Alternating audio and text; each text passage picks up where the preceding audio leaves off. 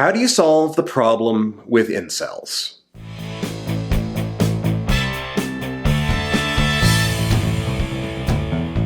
Hey everybody, Harris O'Malley at DrNerdLove.com. It seems like over the last couple of weeks, almost everybody is talking about incels and incel culture and what we should be doing about it.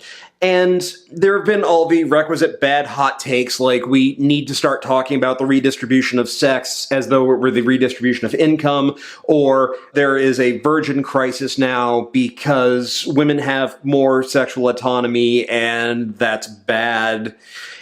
But no one is really talking about how to help incels as individuals.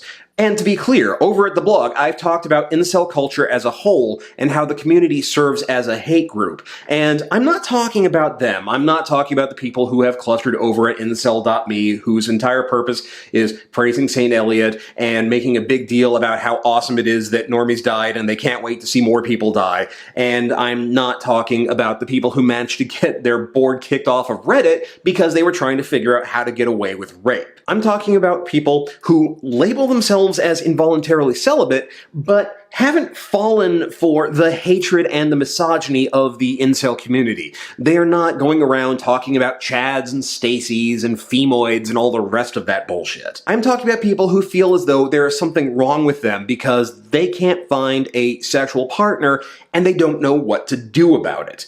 How do you help someone like that? Now, let's get something out of the way right at the top. When I talk about fixing or helping incels, I am not talking about teaching social skills, I am not talking about getting them laid, and I am definitely not talking about taking them to sex workers. Leaving aside the idea that sex workers aren't the shield between society and angry, frustrated young men, and that their job isn't to suck the hate out of somebody. The fact of the matter is that every incel in the world could get laid tonight and nothing would change. They would be the exact same person they were 5 minutes ago with all of the exact same problems. Sex can be amazing, but it's not magic. It's not like you've opened the matrix of leadership and suddenly you have been transformed into a completely different person just because you took your weenus and put it in the place with the thing. And in fact, there's a great example of just how sex and sex workers are not the answer. YouTuber and self-described incel William Lupinacci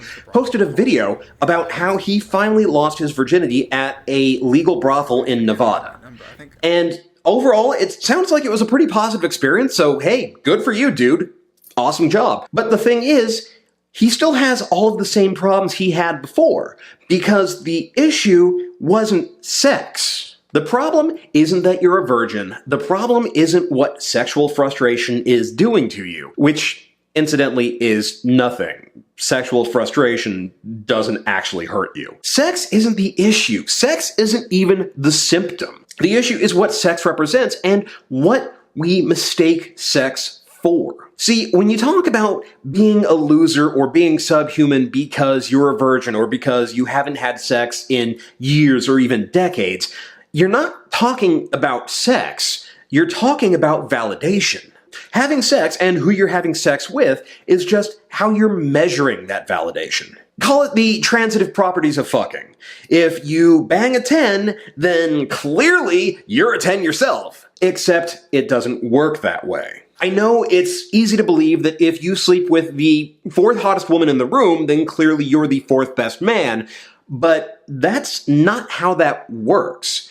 The fact that you hooked up with a hottie doesn't say anything about you or your worth as a person, and it's not going to solve your problems. And in fact, in many ways, it could be the birth of new problems. Because sure, you had sex with someone who is incredibly hot, but you're going to find reasons why that doesn't count. You're going to think to yourself, oh, she doesn't actually like me, this was a pity fuck. Or she was drunk and didn't know what she was doing. Or she wouldn't have slept with me under other circumstances. Or you will have that time that you are not able to hook up with another 9 or a 10 and think to yourself, wait, then why can't I do this again? Or you may take so long between sex partners that you feel like you've been going back to being a loser. All of this is because when you do this, you are using sex as a form of external validation. Validation that comes from a source that is outside of you. It's a way of trying to get everyone else around you to agree that, oh, yes, you slept with this person, therefore you are cool. But basing your self-worth on external validation is like trying to fill in a bottomless hole. It doesn't matter what you shovel into it, you will never fill that hole. You will always have that emptiness inside of you. The only way to close that hole, to close that feeling, is to find your source of internal validation. And you can't even start to do that until you change your identity. This is why the first step to curing yourself as an incel is to stop labeling yourself as an incel. You have defined yourself by your problem and then ensured that nothing can improve because your being involuntarily celibate is core to your identity. This is nominative determinism at its finest. You are telling the world that everything that you do is destined to fail because you ultimately don't believe that change is possible. And like the hot dog vendor said to the monk after pocketing $20, true change must come from within. I mean, sure, you'll try things, but in this case, trying means that you are pre-excusing your inevitable failure, because you don't actually think you can succeed or change. It's like the man said, do or do not. There is no try. Now, don't get me wrong, I am not saying, hey, just stop calling yourself an incel and all your problems will be over. Okay, maybe your PR problems will be over, but the rest won't be. No longer calling yourself an incel isn't the cure, it is just the first step. By leaving that label, that identity behind, you are opening yourself up to the possibility of change and improvement. This is important because the next step is the tricky one. It's the hard one, where you have to start addressing the real problem. And that problem is not the lack of sex, it's the connection that sex represents. The real problem with incels, a problem that incidentally is shared with millions of people around the world, is that they're lonely. They feel lost, isolated, alienated from the world and the people around them. Lack of sex isn't killing you. Lack of sex isn't damaging you. It's not making you go insane. Lack of sex is frustrating, don't get me wrong, but it's not hurting you. Loneliness, on the other hand, does. Loneliness and isolation causes measurable physical, mental, and emotional damage. Sex isn't the driving force that incels are missing out on. It's connecting with other people. That sense of I am uniquely screwed over by the universe, that I am awful, that I am shameful, that there is nothing I can do.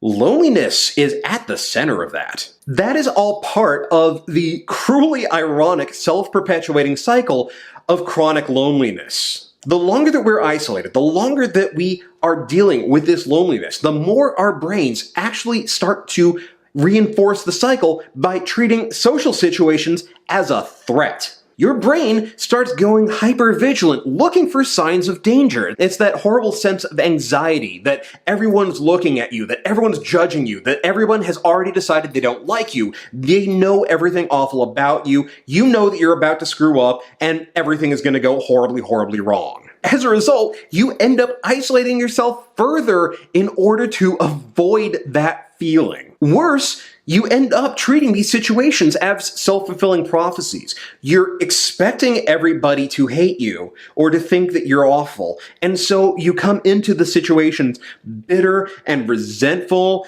and angry at people who you haven't even met yet. You become hypersensitive to anything that feels like criticism or judgment or disgust because you're expecting to see it.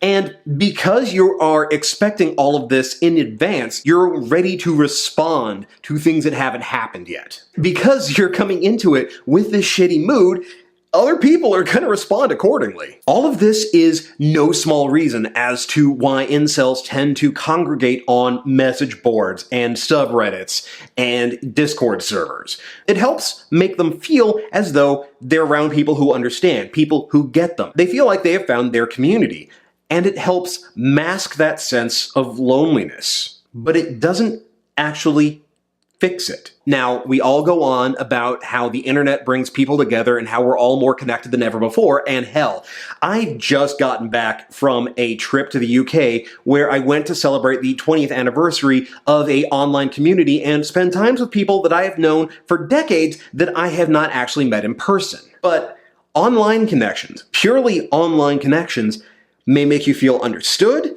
they may make you feel accepted, but they don't make you feel less lonely. They're no substitute for face-to-face, in-person human interaction. And honestly, a lot of these groups will actually make you feel worse. This is one of the reasons why to stop being an incel, you have to leave the communities. I know, they're pitched as support groups, but they are designed to make you feel more isolated, to make you angrier, and make you more entrenched in the incel identity. For all that they are supposedly there to help, they make you feel worse about having not had sex yet. They make you feel deficient because you may not be as socially gifted as other people. They're telling you that your existence is shameful based on things that are not actually bad. This is part of the reason why the rules for incel.me ban women and ban any talk of successful relationships, because knowing that other people have had relationships, even if it's in the distant past, gives you hope. It gives you the knowledge that success is possible. And talking to women makes them individuals, not stereotypes of Beckys and Stacys who are monolithic entities that only want one thing and look down on you. The more you interact with women, the more you realize that they're individuals just like you are, that they are just as lonely as men are, and that they have the same problems finding love and sex as you do. And that drives home the fact that maybe the problem isn't that you have been uniquely fucked by the universe. This is why it's important to pay attention to who you surround yourself with and where you spend your time. The idea that you are the sum of the 5 people you spend the most time with is a cliche, but there is actual truth to it. You need to look at the people you spend your time with and see what it's doing to you. The more time you spend with people who dehumanize women, who refer to them constantly as femoids and roasties, the more it's going to seep into your head. And so is the constant repetition of how everyone's always going to hate you and there's nothing that you can do about it. Nobody is crueler or more savage to incels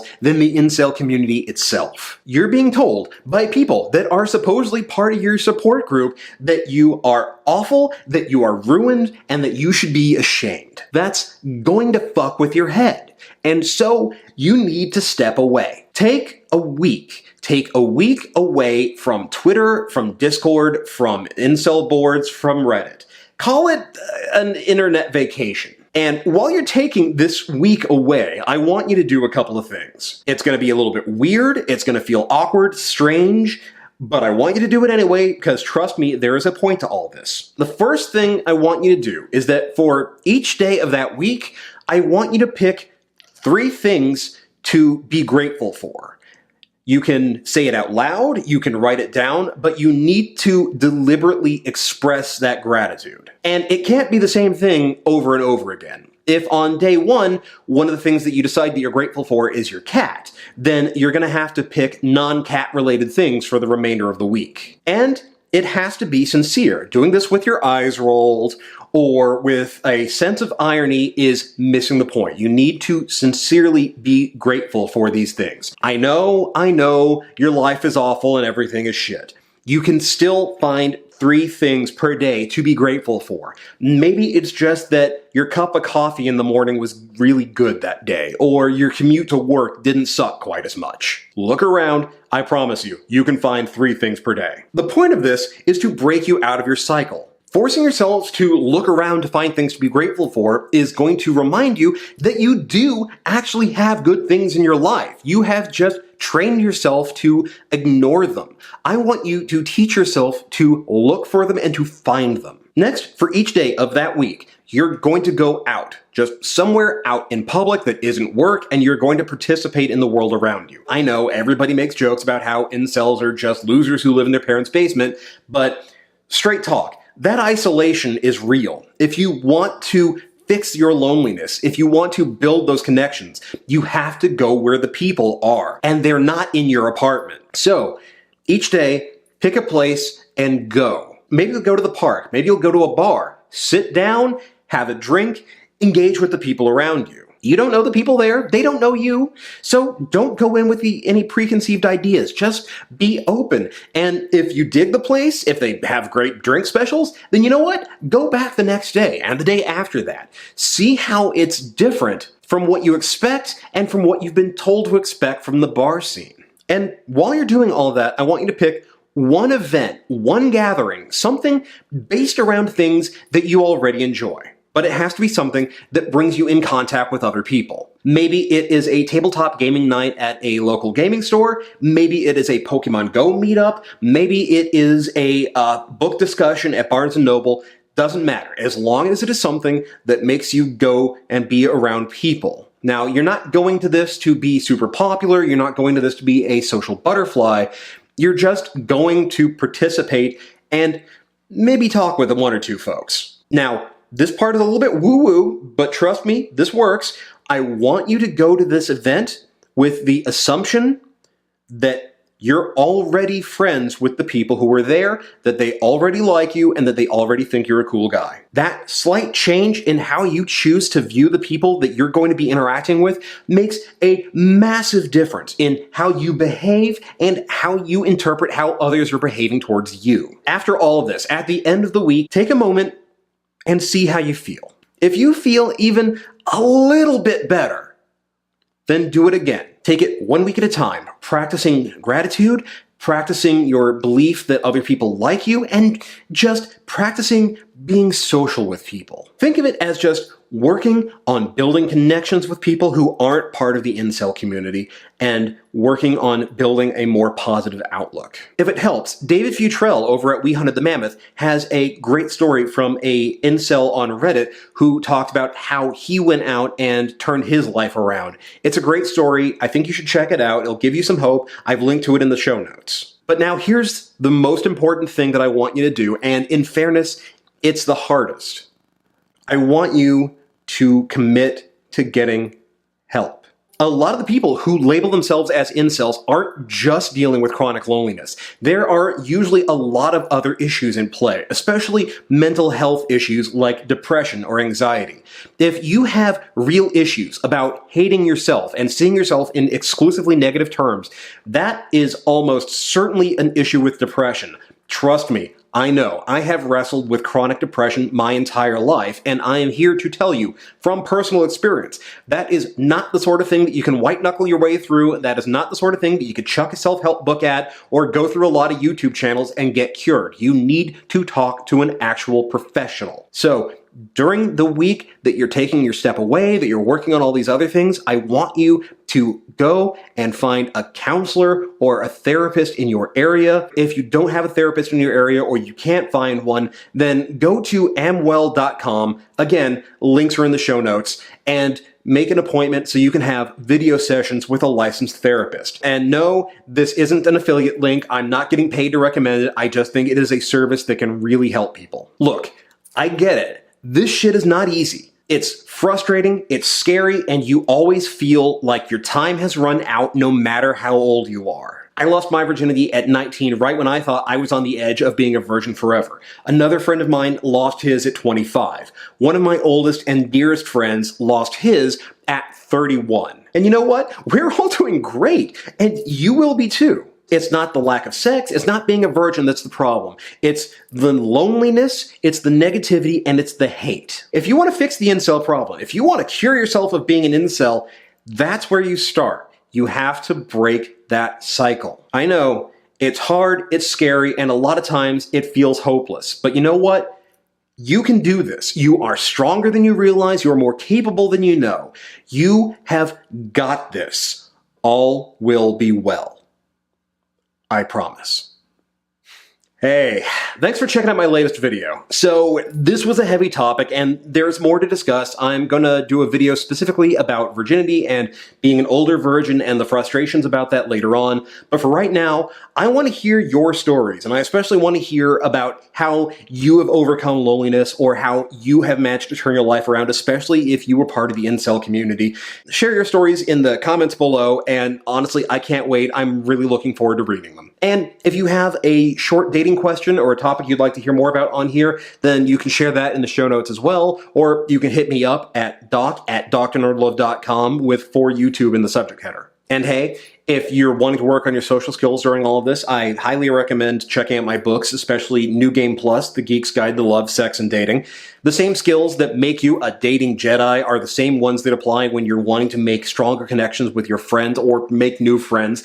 The only difference is just the end goal. So check it out. Again, links to buy it are in the show notes below. And if you do check it out, leave a review on Amazon and Goodreads. 5 stars in a review is a huge help. If you like the video, then you know what to do. Hit that thumbs up and be sure to subscribe to see more. If you are finding that this is really helping, if you're getting a lot out of it, then consider supporting the channel by becoming a patron at patreon.com/drnerdlove. Even $1 is a huge help. And straight talk, I can't do this without the assistance of my patrons. So whether you have just joined me or whether you have been with me from the beginning, thank you. I can't do this without you. Meanwhile, you can find me on Twitter at @DrNerdLove. You can join the Facebook page at facebook.com/DrNerdLove. And as always, hit that logo to subscribe, check out my other videos, and I will be back with you next time with more about love, sex, and dating. Later.